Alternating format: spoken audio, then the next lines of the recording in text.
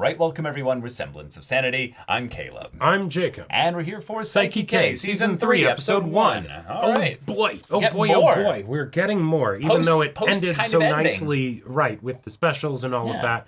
Hey, they're going into year 3. Maybe Yes, Season 3 that's is true. year 3. And Yeah, there was some kind of like stuff that was happening around Saiki, so maybe he will have powers or like a weakened form of them or a less controlled form of them. No, what this actually is going to be this whole season, and this is why it's a half core, is that this is the rom-com anime that is no longer impeded by Saiki's powers. This is now Terahashi's anime. Exactly, and because God is on her side and all of that stuff, and Saiki can't stop it or slow it down, it's going to happen in 6 episodes rather than 25 or something. Does that mean actually at this point that they nerfed Nendo? Because his powers are effectively useless now? Because he's just... No, Nendo just is always Nendo? helpful. Okay. Yeah. Okay. So then, Saiki, you need to contact Dark Reunion and have them work with you to stop Teruhashi from turning you into her boyfriend. Wait. And then... So you're telling me that we're going to get some actual, like, boys talking about the girls and, like, who likes who and, like, oh, wait. No, it's going to be about how there's a conspiracy out there that we need to stop that. And the only ones powerful enough are Dark Reunion. No. There are people more powerful. The fan club. Teruhashi likes me, guys. You have to keep this from happening. Don't kill me. Don't kill me. Yada. You know, just... Yada. Yeah. So y'all, without further ado, let's get into this. All right, everyone, now be sure to go check out the reaction portion of the video in the description below, then come back here for the discussion. Judgment lights up.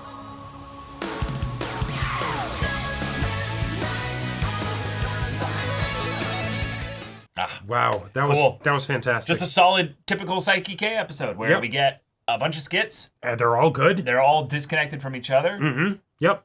Wonderful. This does kind of push the question down the line as to, then wait, if the specials were the end, what is this for? Is this just to kind of give like more Saiki K content? I'm curious because I feel like they could do something within this for maybe like maybe at the end of these six episodes, but still it doesn't seem like they're building up to that, you know? No, it's just business bunch as of usual. stuff. Yeah, just having a great time. Nothing has changed yet. So effectively, we're just getting more time with the characters, which I love. Awesome. We're getting stuff there. The skits are all wonderful. We're getting also maybe some focus on characters that haven't gotten much focus, like Shun Kaido's mom. Yeah. That was a fun little like, oh, right, yeah, I remember her a little bit for that one episode or 2 episodes. I love, though, how Shun Kaido's mom is in a completely different stratosphere than Nendo's mom. Whereas the Nendo's mom, oh, yeah, no. Oh, we love her. We love her. You know, we've spent plenty of time with Enjoy her. it for a while. Yeah, but exactly. also the reveal of like, oh, when did you have Nendo? We don't want to talk about that, you know? Right. Nendo's young. 17, you're 32. His dad died when he was 17. You know, like, gotcha. Right, yeah. Okay. Yeah, she was very young. So that's Yep. okay. It's like that's I- rough, girl. I always no knew wonder- Nendo's mom was a unit. Yeah, You know? yeah. To be a single mom from, that young of an age, it's like, Right. I salute you. Yeah. But, okay. Because you have to throw everything back 9 months, for conception. Yeah. Yep. But all right, cool. We've also got just kind of a reintroduction of sorts, it feels like, within this episode. It really felt like this was an episode where they're like, hey, if you've never seen Saiki K before, here's a little bit of a reestablishment of everything there. Also, not to interrupt, I said Nendo was 17. I don't think he's actually 17. I think I was talking out of my ass there because they're in middle school right now. They should be quite a bit young. Yeah. But, yes, yeah.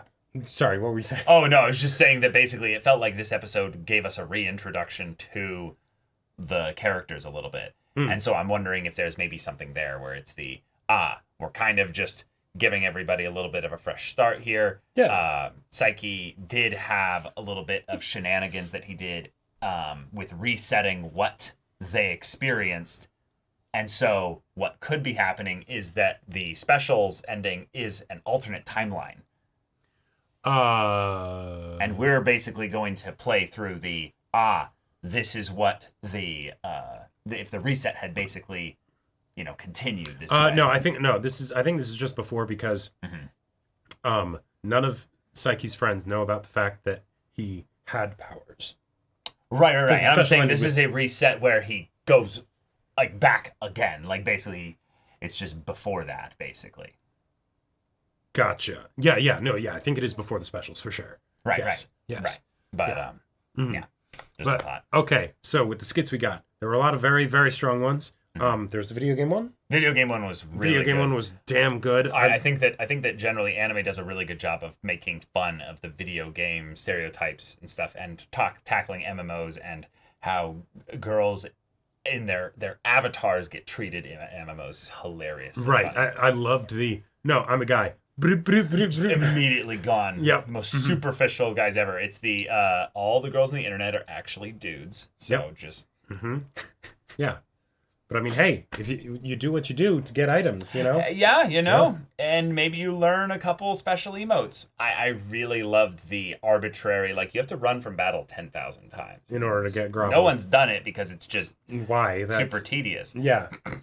No, but he's done that. Yep. Absolutely. I also really loved that when Saiki starts taking control of the character and he just starts running into a wall, they're like, "Oh, welcome back."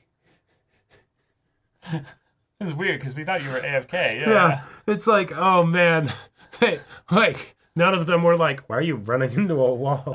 Business as usual. Business as usual. But also, it's great because effectively, someone who doesn't know how to game, a 40-plus-year-old, or 40-ish-year-old middle-aged man who doesn't play video games is just doing this in some ways because it's just a de-stressor.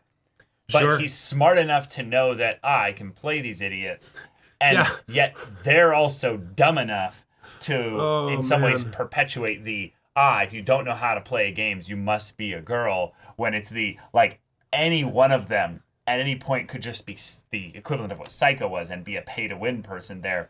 And they also don't necessarily know how to play the game at all either.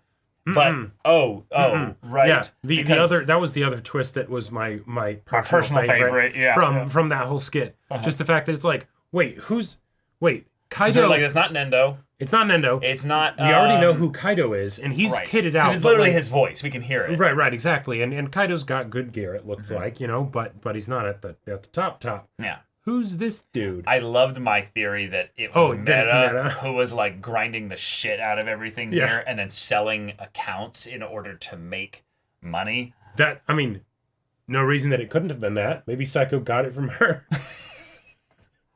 What are we kidding about? How does Mera have time to play a video game? She doesn't. She gets her weaponizes 5 her siblings. Her children.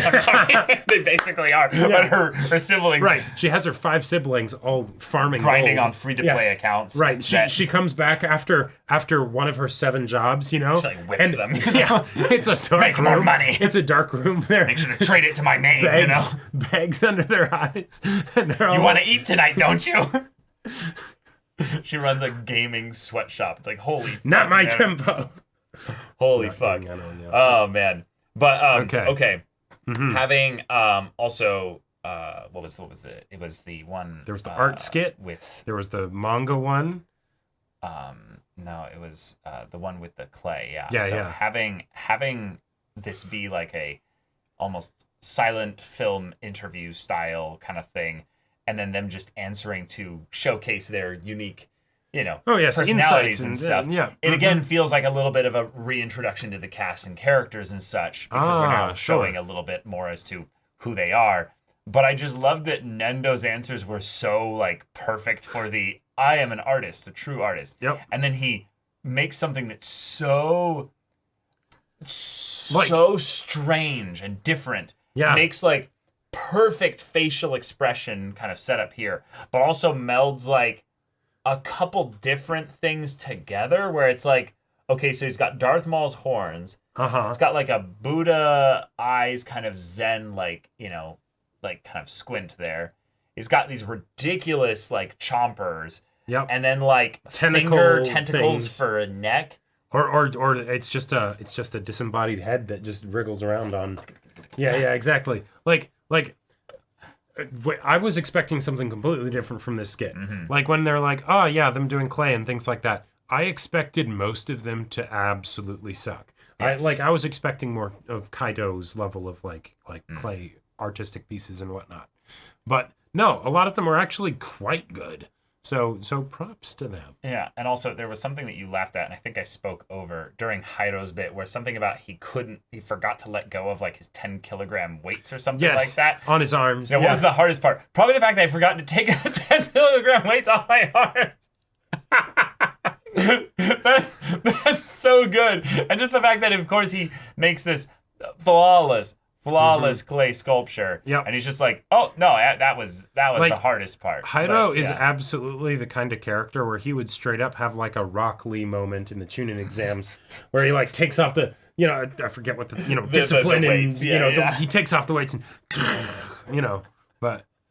Oh, but man. he'll never do that because he has to constantly improve. Exactly. So that's why he's always going to be like just he's decent in sports. He'll always lose Gaara to Nendo. for him to fight. Nendo, that was his rival. Oh, right. And he'll always lose to Nendo. Nendo actually also sounds like he could have a name like Gaara. Right? Oh, God. All right, he's truly a demon. We're back to Saiki K kind of skit-based stuff, and it's good. And season 3 is starting off strong. I loved Saiki also needing to sub in for people. That was wonderful. That was really solid. But yeah, y'all, thank you so much for watching this episode's reaction and discussion. If you want to see the next episode's reaction and discussion right now, though, go check out the link in the description below for our Patreon. You can get an early access there. You can watch full-length timer reactions there, and all this comes with Discord access. So you can chat with us in the community there about this show, about anime in general, and also be sure to check out our Twitch channel. We stream every weekday. The info's in the description. Yeah, so if any of that interests you, we'll see it there. But until then, we're Semblance of Sanity. I'm Caleb. I'm Jacob. And we'll see you all next time.